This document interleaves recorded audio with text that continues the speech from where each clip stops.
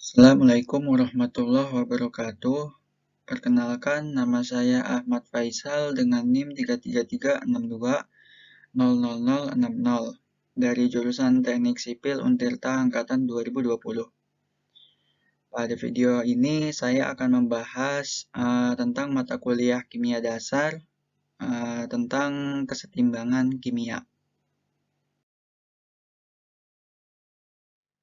Adapun poin-poin pembahasan materi di video ini mencangkup yang pertama, pengertian reaksi kesetimbangan, yang kedua, syarat-syarat terjadinya kesetimbangan, yang ketiga, menentukan tetapan kesetimbangan berdasarkan konsentrasi Kc, homogen dan heterogen, dan contoh-contoh soalnya. Kemudian yang keempat, menentukan hasil bagi reaksi reaction equation beserta contoh-contoh soalnya. Dan yang terakhir, yang kelima, hubungan Kc dan Q.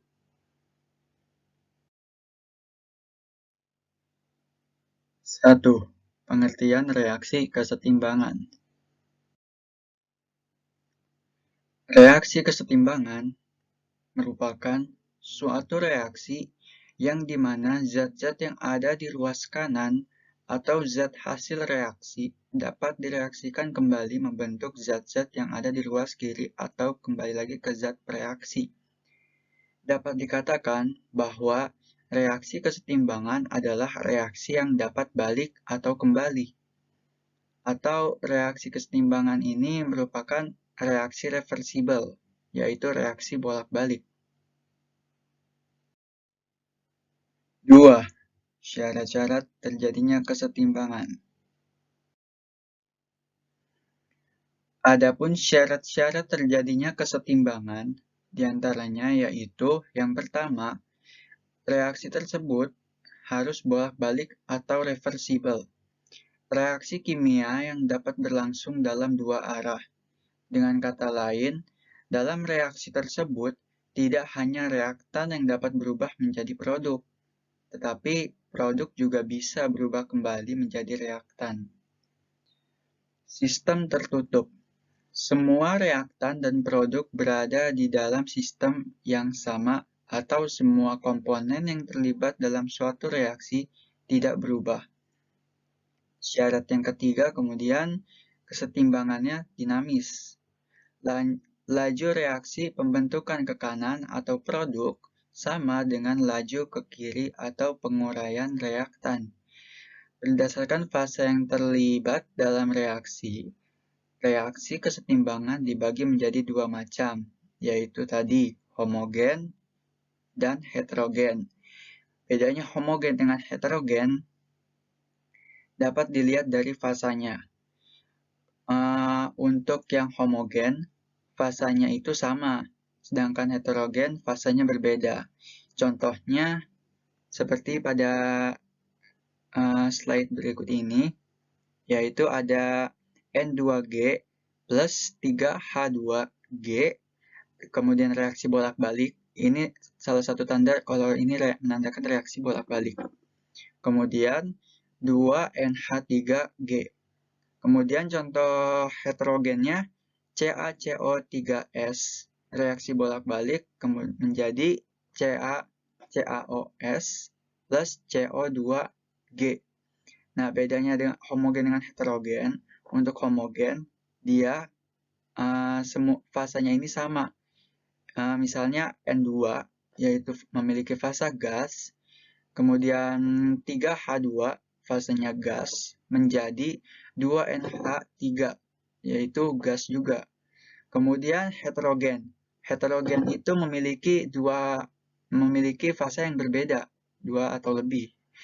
Misalnya CaCO3S yaitu solid atau padat menjadi CaCaOS padat dan CO2 yang merupakan gas. Kemudian kita kembali ke syarat-syarat terjadinya kesetimbangan. Yang pertama, reaksi bolak-balik. Reaksi bolak-balik tadi sudah dijelaskan, tandanya ini. Ini menandakan tanda bahwa reaksi tersebut bolak-balik. Kemudian, sistem tertutup. semua reaktan dan produk berada di dalam sistem yang sama atau semua komponen yang terlibat dalam suatu reaksi tidak berubah. Contohnya misalnya N2G plus 3H2G. Kemudian bereaksi menjadi 2NH3G dan bisa direaksikan kembali menjadi yang sama. Jadi tidak ada perubahan dalam reaksi ini. Kemudian kesetimbangan dinamis, yaitu laju reaksi pembentukan ke kanan atau produk sama dengan laju ke kiri atau penguraian reaktan. Jadi di reaksi bolak-balik ini terdapat V, yaitu laju. Misalnya V1. Nah, berarti ini laju reaksi dari yang ada di sebelah kiri menuju ke kanan, dan kemudian yang ada di sebelah kanan kembali lagi ke sebelah kiri.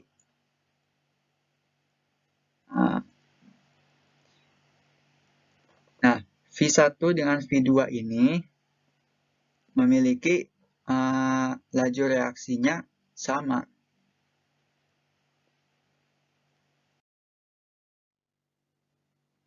Tiga, menentukan tetapan kesetimbangan berdasarkan konsentrasi Kc, homogen dan heterogen. Kemudian, tetapan kesetimbangan berdasarkan konsentrasi Kc, yaitu menunjukkan perbandingan komposisi hasil reaksi dan bereaksi pada keadaan setimbang dengan suhu tertentu. Misalnya ada suatu reaksi Pa plus Qb bereaksi menjadi Rc plus Sd, di mana P, Q, R, dan S merupakan bilangan koefisien.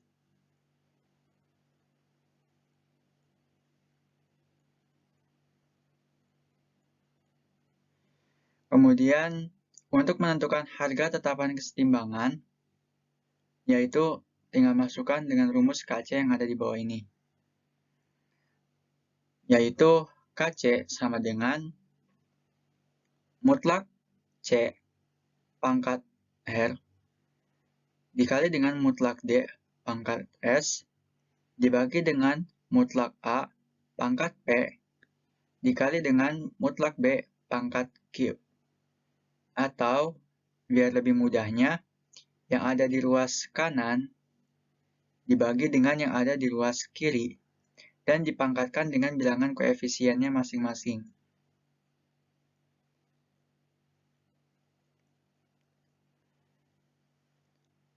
Tapi dengan catatan tertentu ya.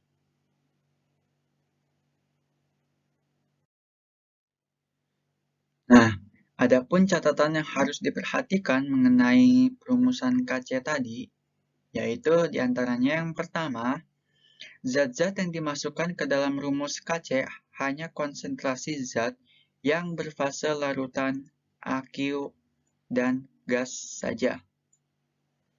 Misalnya, contoh N2 yang berfase gas, H yang berfase gas, kemudian 2NH3 yang berfase gas dimasukkan ke rumus Kc. Yang rumus sebelumnya yaitu ruas kanan dipangkatkan dengan koefisiennya, dibagi dengan ruas kiri dan dipangkatkan dengan koefisiennya. Nah, untuk yang tidak ada koefisien, ini dianggap 1 bilangannya ya. Dianggap 1. Dan kemudian contoh yang kedua, misalnya CaCO3S yang merupakan solid atau padat, bereaksi menjadi CaOS yang merupakan padat dan CO2 yang merupakan gas.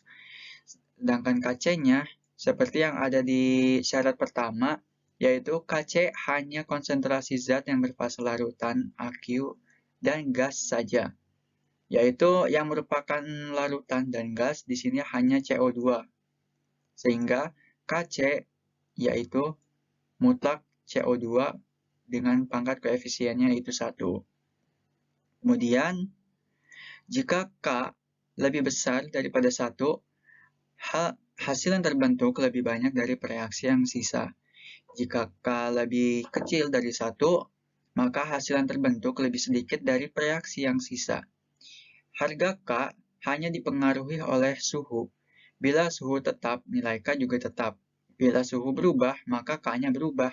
Namun perubahannya ini bergantung dengan reaksinya. Reaksi endoterm, bila suhu menaik, maka K-nya juga akan ikut naik. Untuk reaksi eksoterm, yaitu bila suhu meningkat, justru K-nya menurun. Reaksi endoterm itu yaitu reaksi yang membutuhkan kalor ya dari lingkungan ke dalam sistem. Sedangkan reaksi eksoterm dari sistem mengeluarkan kalornya keluar ke lingkungan. Kemudian, poin yang kelima, jika reaksi dibalik, K menjadi 1/K1. Dan reaksi dikalikan N, maka K akan 1/N. Jika reaksi dibagi N, K sama dengan N akar K1. Dan jika reaksi dijumlahkan, maka harga-harga K itu dikalikan. Kemudian kita ke contoh soalnya. Misalnya ada soal yaitu 1 liter campuran gas pada suhu 100 derajat Celcius pada keadaan setimbang mengandung 0,0045 mol di nitrogen tetraoksida dan 0,03 mol nitrogen dioksida. Hitunglah tetapan kesetimbangannya.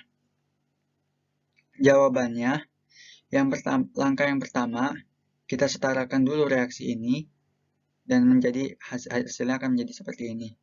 Dan kemudian kita masukkan ke rumus KC yang tadi, yaitu yang di sebelah kanan dibagi dengan ruas yang di sebelah kiri. Dan kemudian jangan lupa perhatikan gas AQ atau perhatikan fasanya agar fasanya ini sesuai dengan syarat ketentuan yang pertama tadi. Kemudian tinggal masukkan nilai molnya dan dibagikan. Jangan lupa pangkatnya dihitung juga. Dan kemudian dapatkanlah hasilnya sebagai berikut.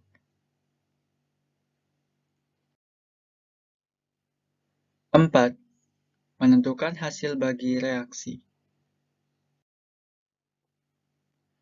Dalam termodinamika kimia, hasil bagi reaksi atau Q merupakan kuantitas yang memberikan pengukuran jumlah relatif produk dan reaktan yang ada dalam campuran reaksi untuk reaksi dengan stoikiometri keseluruhan yang terdefinisi dengan baik pada titik tertentu, titik waktu. Perbedaannya antara Q dengan KC yaitu pada keadaan kesetimbangannya. Bila nilai KC hanya akan didapatkan ketika suatu reaksi tersebut dalam keadaan setimbang, sedangkan nilai Q didapatkan saat belum keadaan setimbang. 5. Hubungan KC dengan Q. Hubungannya antara Q dengan KC yaitu untuk menentukan suatu sistem tersebut sudah dalam keadaan setimbang atau menentukan arah reaksinya. Bila nilai Q sama dengan nilai KC, maka reaksi tersebut telah dalam keadaan setimbang. Bila Q-nya yang lebih besar ataupun lebih kecil daripada KC, maka reaksinya itu akan mengarahkan hingga pada titik kesetimbangannya. Kita langsung masuk ke contoh soalnya aja. Nah, di contoh soal, terdapat suatu reaksi berikut dengan nilai KC sama dengan 11. Berarti KC-nya sudah diketahui, yaitu sama dengan 11, dan reaksinya 2SO2 gas ditambah O2 gas bereaksi menjadi 2SO3 gas. Tentukan hasil bagi reaksi tersebut dan arah mana agar reaksi tersebut setimbang. Kemudian kita jawab, langkah yang pertama yaitu setarakan dulu ruas kiri dan ruas kanannya. Kemudian ini udah setara, masukkan rumus Q-nya. Rumus Q itu sama dengan rumus KC ya. Sama, dan prinsipnya juga sama. Yaitu ruas kanan dipangkatin dengan koefisiennya, dibagi dengan ruas kiri yang dipangkatin dengan koefisiennya. Kemudian kita masukin sesuai yang ada di sini, angkanya, dan langsung diketahui hasilnya. Nah, Bila hasil Q-nya ini dengan kaca yang sudah diketahui ini, misalnya Q-nya hasilnya lebih kecil, berarti Q-nya berada di sebelah kiri KC. Bila Q-nya lebih besar, berarti hasilnya di sebelah kanan KC. Nah, ini menentukan, besar kecilnya Q ini menentukan arah agar menuju ke setimbangannya. Bila Q-nya kecil seperti pada contoh soal ini, berarti mengarahnya ke kanan. Begitupun nanti bila lebih besar, berarti sebaliknya. Jadi, besar kecilnya Q ini menentukan arah KC ini, arah reaksi kesetimbangan ini. Mungkin segitu aja penjelasan dari saya.